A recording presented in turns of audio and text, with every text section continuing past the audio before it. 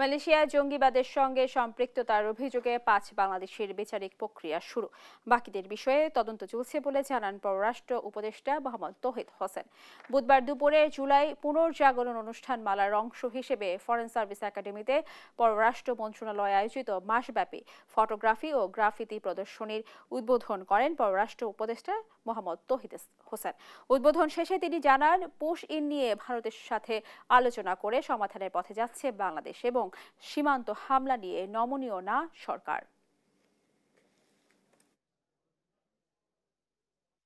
সন্ত্রাসের প্রশ্নটা সেখানে আমাদের সরকার এটাকে খুবই গুরুত্বের সাথে বিবেচনা করে এবং আমরা পরিপূর্ণ সহযোগিতা করতে চাই পরস্পরের সাথে। আমি চেয়েছি যে তারা যেন আমাদেরকে সব তথ্য যা তাদের কাছে আছে এই ব্যক্তিদের সম্পর্কে অথবা এদের কার্যকলাপ সম্পর্কে সেটা যেন আমাদেরকে জানান।